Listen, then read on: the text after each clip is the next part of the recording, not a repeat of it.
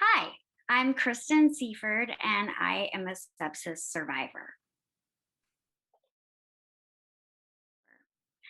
I survived sepsis almost 9 years ago today. Um, it actually began on November 24th, 2013.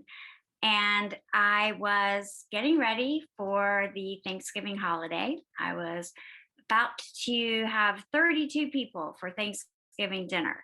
So I was running around like crazy that whole week. And that week, my kids, I have 5 kids, aged at that time 13 months to 10 years. And they had been sick coming in and out of the house all week with strep throat, the flu, colds, you name it, just a big petri dish full of germs. So I should have known that I would likely get sick, but I just kept going. Moms don't get sick days. And so I did what I always did and I kept going. But Saturday night, I started to feel pretty sick. Started feeling achy, a little feverish, and had a bad sore throat. So I went to bed a little early that night. And normally on Sundays, I woke up at 5:30, ready for my 6 a.m. sacred run with my girlfriend. And no matter what happened in life, everything was okay if I could just go on my run on Sunday mornings.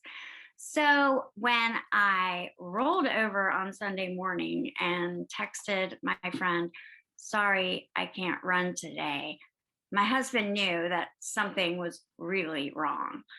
Um, but all night long, I had been going back and forth with the chills and fever and sweats and then chills again and again and again. And finally, the next morning came and I just was feeling pretty icky. So I asked my husband if he would go ahead and take all the kids to church for me so that I could stay home and rest. And he obliged. And so I did. I stayed home to rest and I laid my head down. And when I woke up, it had been 3 weeks that I had been in a medically induced coma. So I really had no idea and still have no idea what exactly happened during those 3 weeks.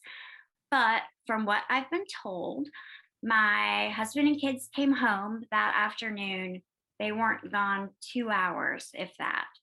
And they came home and they found me unconscious and unresponsive.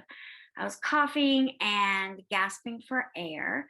And my kids tell me that I was turning blue in color.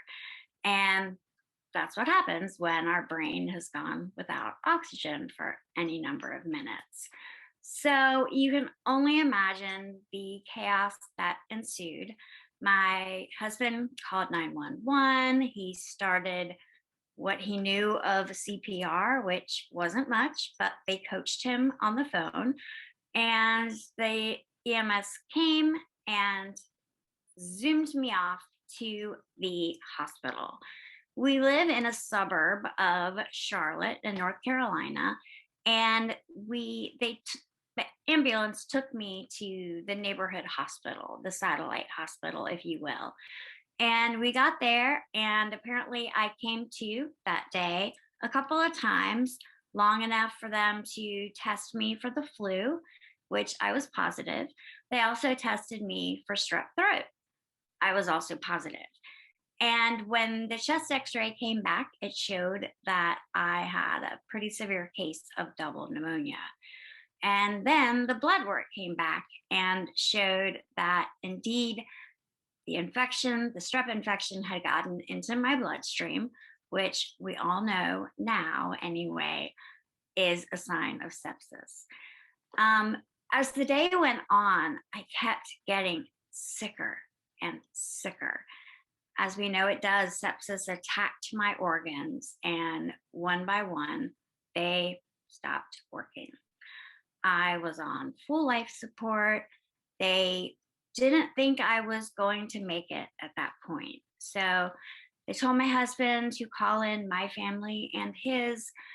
My family came to the hospital, and the doctors and nurses started to tell them that my prognosis was not good.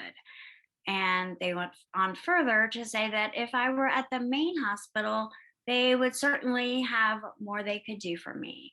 It was more prepared for traumas such as mine. So, of course, the question was, well, why not get her here? Come on, what are we wasting time for? But the doctor went on to tell my family that he did not think I would survive the transfer. So my family, I guess, started to prepare to mourn. And the doctor actually went home that night, or he left the hospital anyway. Something made him turn back. And he came back to the hospital and they started the process. They whisked me away to the hospital in Uptown Charlotte. And once they got there, my family was celebrating and thinking that, of course, now she's going to be okay. Well, it wasn't quite that easy. There were a lot of difficult days and even more difficult nights. They put me into a rotoprone bed, which is where your head is lower than your feet, and they constantly turn you in 360 degrees. The idea was to let my lungs drain, let the pneumonia drain out of them such that the antibiotics could work better. They also gave me some medications that were experimental. They pulled out all the stops, so to speak. And slowly but surely, I came around. I started to breathe on my own. They didn't know what I would wake up like, how much brain damage I had had happen, if any. They weren't really sure what they would find. But once I woke up, it was clear that I was still my same self. And it was a great celebration. That was actually Christmas Day of 2013.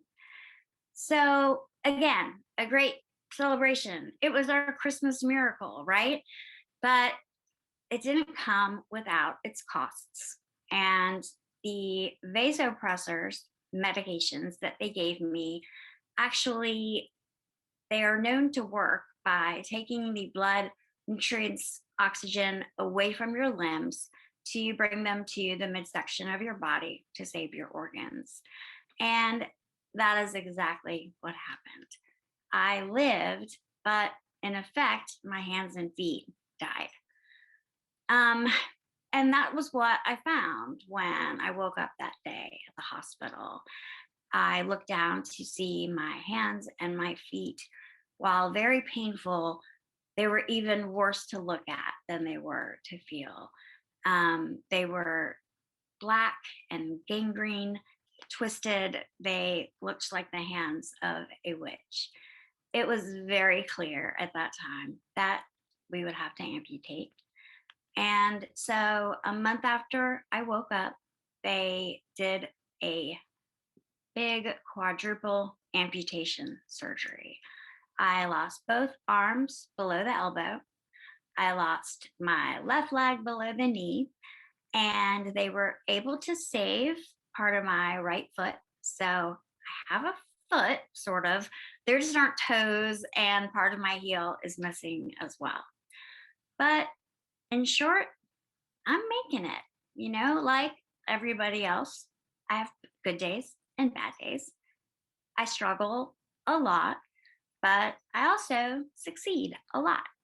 And I have wonderful prosthetics that can open and close. I can drive. I can get dinner on the table most nights and make sure my kids pack their lunches. My kids now are 10 and 19.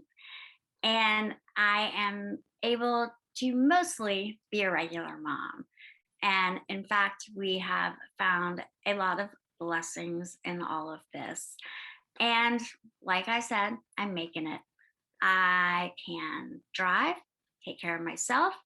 I'm back to work full time.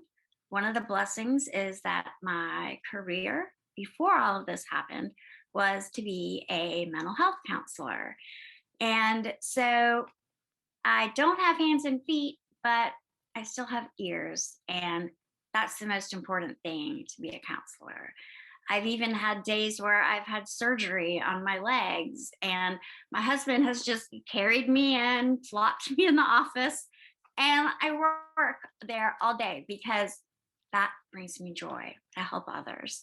And I am certainly able to still be a good counselor, not just despite all my disabilities, but in a lot of ways, I am a good counselor, a better counselor because of all that I have gone through. I can better understand others' struggles and help sit with them as they work through really hard stuff. And we all have a lot of hard stuff these days. So I count myself lucky to be able to help others going through similar things and dissimilar things than what I've experienced. So I've survived. You could say I've even thrived most days.